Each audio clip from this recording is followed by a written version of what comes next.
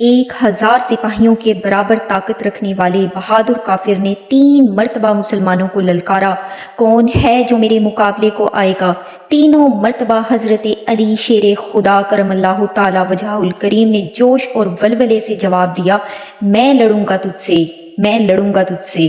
میرے آقا رسول خدا صلی اللہ علیہ وآلہ وسلم نے روکا اور فرمایا، علی جانتے ہو یہ کون ہے؟ یہ عمرو بن عبد ود ہے۔ جانتا ہوں یا رسول اللہ، لیکن میں اس سے لڑوں گا۔ بسم اللہ الرحمن الرحیم۔ السلام علیکم ورحمۃ اللہ وبرکاتہ۔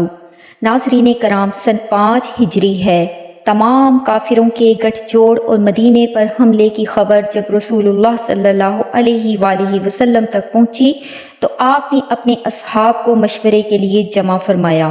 اس وقت حضرت سلمان فارسی رضی اللہ تعالیٰ عنہ نے یہ رائے دی کہ یا رسول اللہ، یہ لشکر بہت بڑا ہے، جنگ احد کی طرح میدان میں جا کر ان سے لڑنا مصلحت کے خلاف ہے۔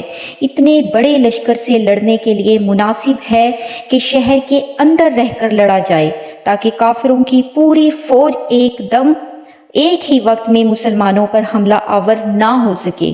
مدینے کے تینوں طرف مکانات ہیں، تنگ گلیاں اور درختوں کے جھنڈ ہیں، اس لیے ان تینوں اطراف سے کفار کے حملے کے امکانات کم ہیں۔ مدینے کا صرف ایک رخ کھلا ہوا ہے۔ ہم لوگ اس طرف ایسا کرتے ہیں کہ وہاں ایک 5 گز گہری خندق کھود لیتے ہیں۔ سب نے اس رائے کو پسند کیا اور 3000 صحابہ کرام علیہم الرضوان خندق کھودنے میں مصروف ہو گئے، اور یہ خندق مسلمانوں کی بے پناہ محنت اور دن رات کی مشقت کے ساتھ تیار ہوئی، جس میں رسول اللہ صلی اللہ علیہ وآلہ وسلم کا بھی مقدس پاکیزہ پسینہ شامل ہوا۔ ناظرین کرام، آخر ان کفار کے 10,000 کے بڑے ہولناک لشکر نے مسلمانوں پر حلہ بول دیا، اور یہ لشکر مدینے پر امنڈ پڑا۔ اس خوفناک چڑھائی اور شہر کی فضاؤں میں گرد و غبار اور اس خون خوار شور و غل کے ڈر سے منافقین بھاگ گئے اور مسلمانوں کا ساتھ چھوڑ دیا، اور ارد گرد کے قبیلے جنہوں نے مسلمانوں سے امن معاہدے کیے ہوئے تھے، وہ بھی کفار کے ساتھ مل چکے تھے۔ ان کفار اور مشکل میں ساتھ چھوڑ دینے والے منافقین کے بارے میں اللہ تعالیٰ نے قرآن پاک کی سورہ احزاب میں ان کا احوال بیان فرمایا۔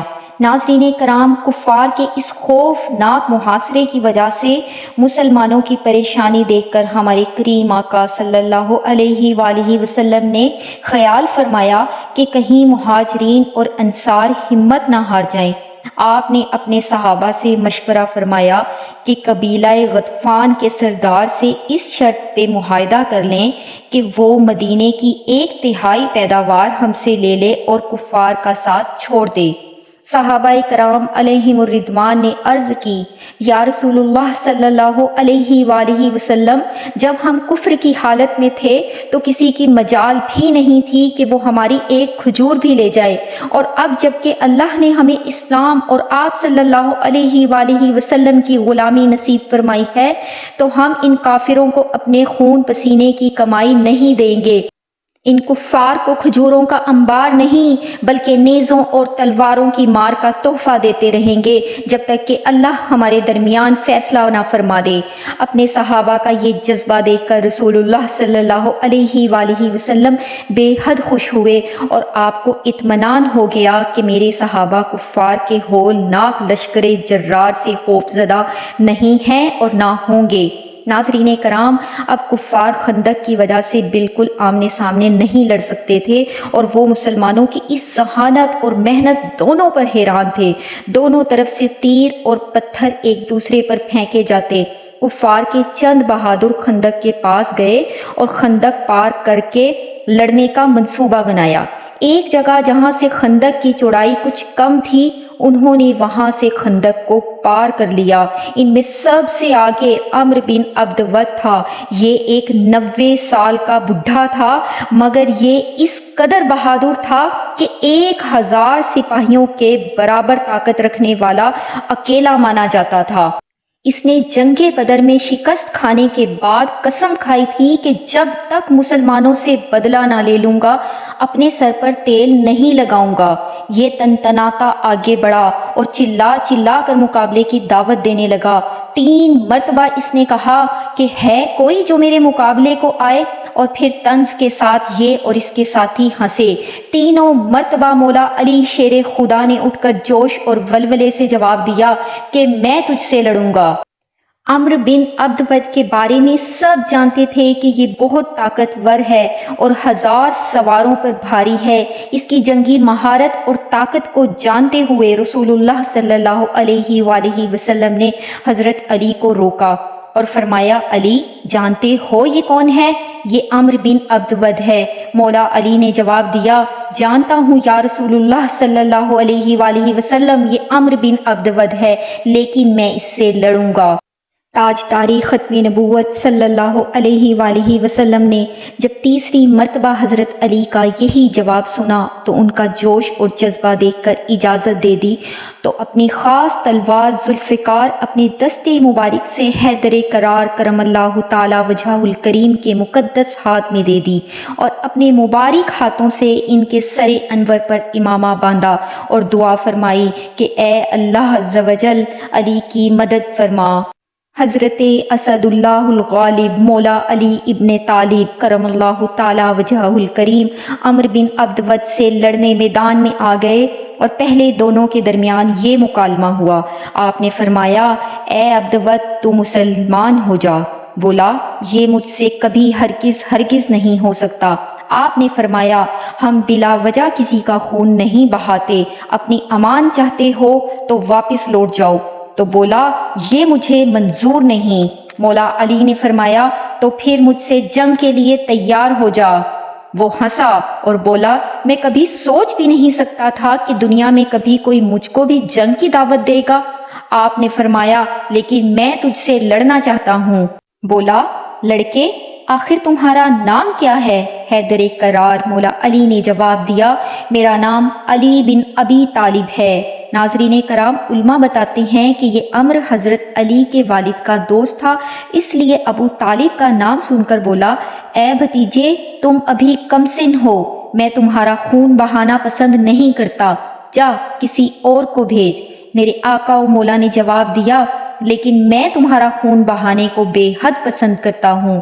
عمرو بن عبد ود خون کھولا دینے والے یہ جملے سن کر آگ بگولا ہو گیا اور غصے کے مارے آپے سے باہر ہو گیا، اور حضرت علی کو پیدل اپنے قریب آتے دیکھ کر غیرت سے اپنی گھوڑے کے پاؤں اپنی ہی تلوار سے کاٹ کر خود بھی پیدل لڑنے کے لیے آگے بڑھا اور مولا علی پر بھرپور وار کیا۔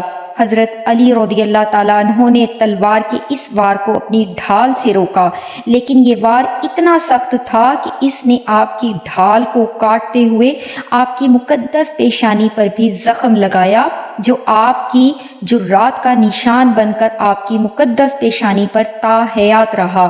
میرے آقا و مولا حضرت علی شیر خدا نے اس کافر کو للکارا، اے عمرو سنبھل جا، اب میری باری ہے۔ یہ کہہ کر شیر خدا نے اپنی ذوالفقار کو ایسے گھما کر وار کیا کہ آپ کی تلوار دشمن کے شانے کو کاٹتی ہوئی کمر سے پار ہو گئی اور وہ تل ملا کر زمین پر گرا اور ایک ہی دم میں مر کر فی النار جہنم واصل ہو گیا، اور مسلمانوں میں اللہ اکبر کی صدائیں بلند ہونے لگی، جس سے جنگ کا میدان بھی بول اٹھا، شاہ مرداں شیر یزداں قوت پروردگار، لا فتح الا علی لا سیف الا ذوالفقار۔ مولا علی اسے قتل کرنے کے بعد منہ پھیر کر وہاں سے تشریف لے گئے۔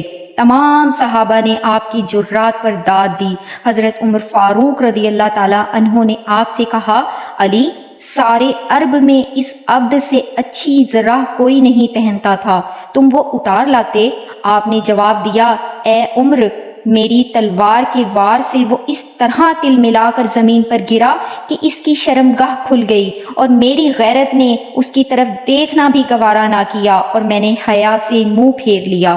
ناظرین کرام، یہ ہیں ہمارے شیر خدا، جنہوں نے ایک مغرور گھمنڈی کافر کو کیسے ذلت کی موت دے کر واصل جہنم کیا۔ الحمدللہ۔ اللہ سے ہماری دعا ہے کہ اللہ ہمیں صحابہ کرام علیہم الرضوان اور اہل بیت اطہار کے غلاموں میں زندگی اور موت نصیب فرمائے، آمین۔